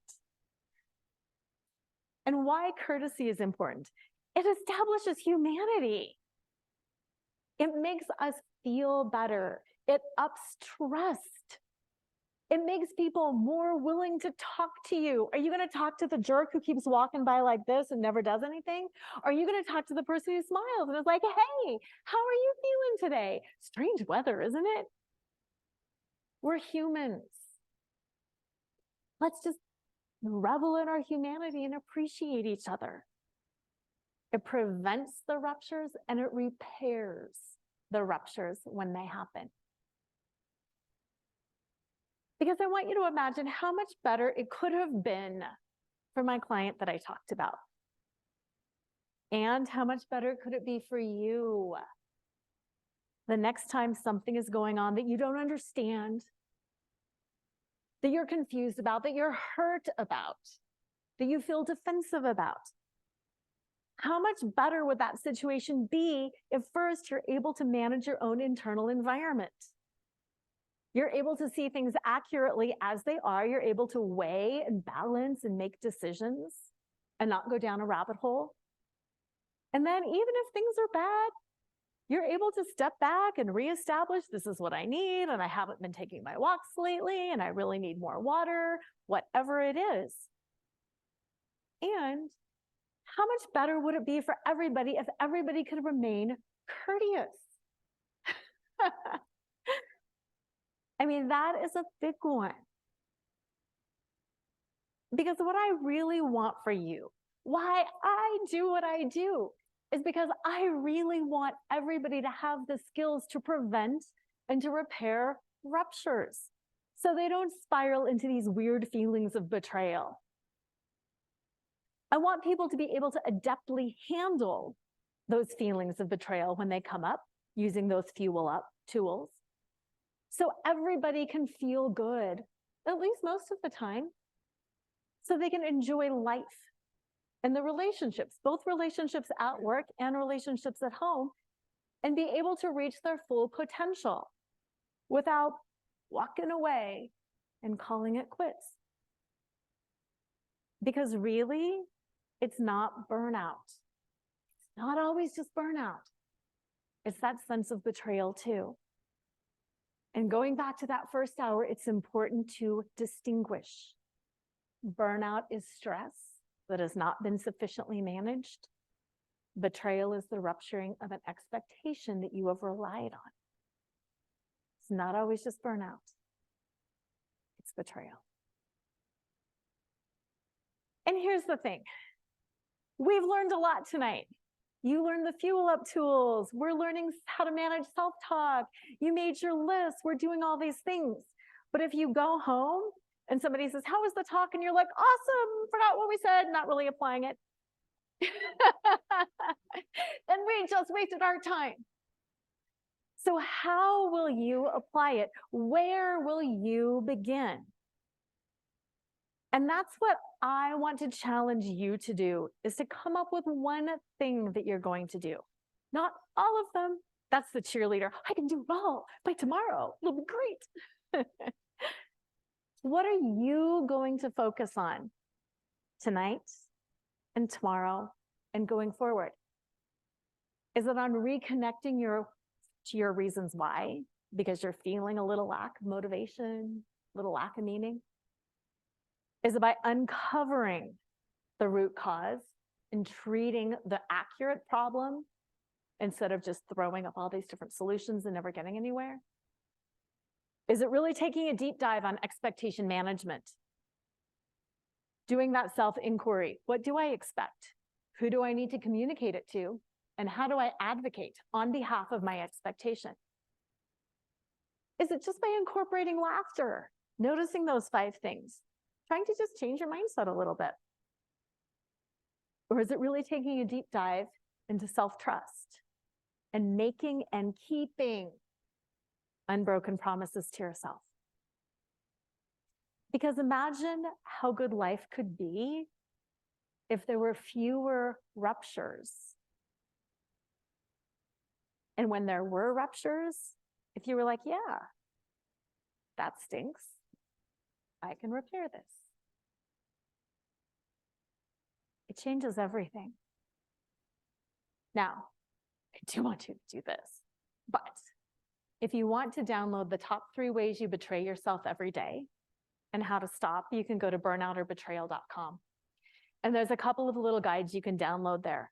And what I like about those guides, it's not exactly what we did tonight, it's similar, but it's something that you can share with a team or with coworkers to kind of put you all on the same page. So if you go back and you start at work and you're like, we're talking about betrayal, and they're like, what the heck? It just gives everybody the common language. And then same thing, hit me up on LinkedIn if you want any of this information. Just say PMI info, and I will give you the info. Because now is the time to do several things. First, put yourself back in the driver's seat. Life doesn't happen to you. You can influence your life. Maybe not exactly how you think, but put yourself back in the driver's seat. Fuel up by learning some of these skills. And I think most importantly, remember to enjoy the drive, because you know it's all going to be over someday. And we all want to look back and be like, what a ride that was. Thank you for having me tonight. I'm absolutely open to any other questions or comments, and good feedback goes here. Thank you.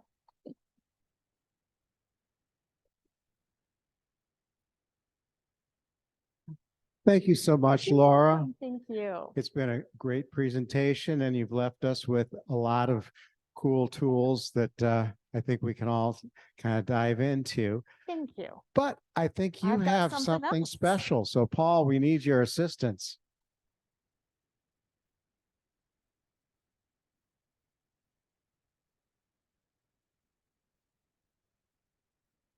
So Laura is generously giving away an autographed copy of her book.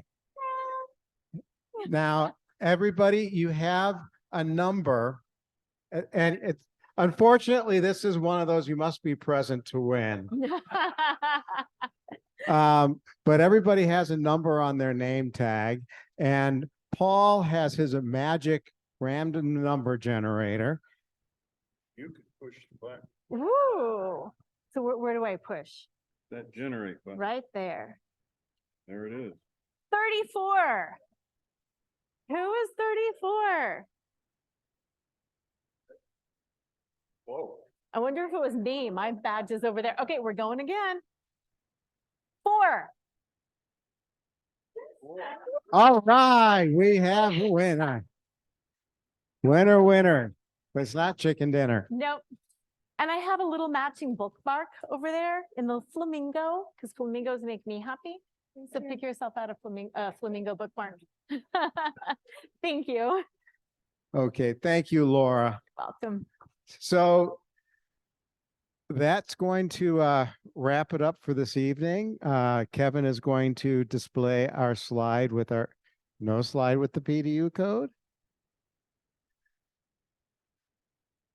We'll send it out, but I will also tell you that for our in-person meeting, well, first off, everybody who registered and has been checked in by our illustrious registration team, some very unsung heroes of our Wednesday night chapter meetings. We really do appreciate you guys. Dennis, Caroline, Paul, Joe, and Siegfried.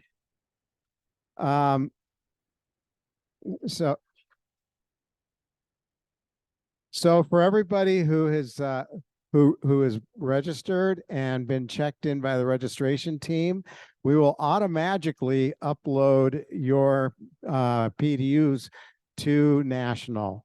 It may take a week or two, but you should receive an email when those get automatically uploaded.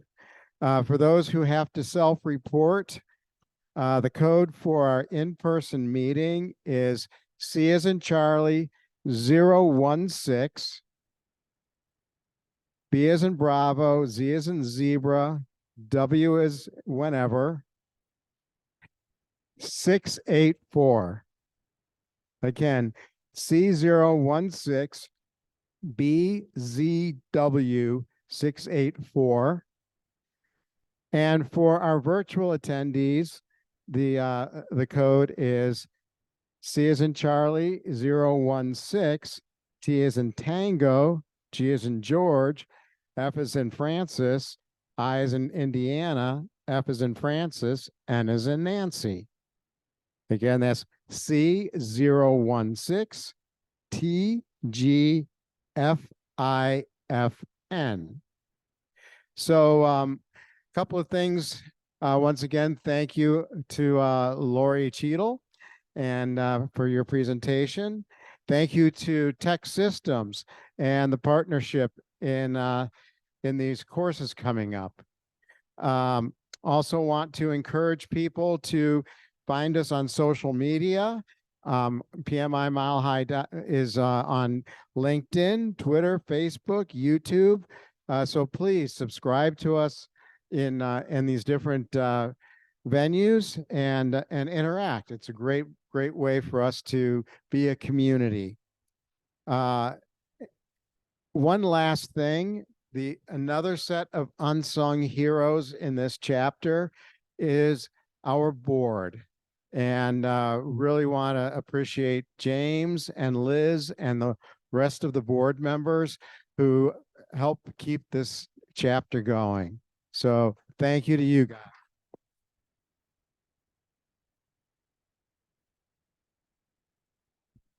So with that, we will bid you all good evening, and we will see you all next month. We will be meeting in person again next month. Oh, and for those of you who are on site, Laura has a book table, so please go over, take a look, and buy her out. She really doesn't want to take them home. But thank you, everybody, for joining us, and we look forward to seeing everybody again next month.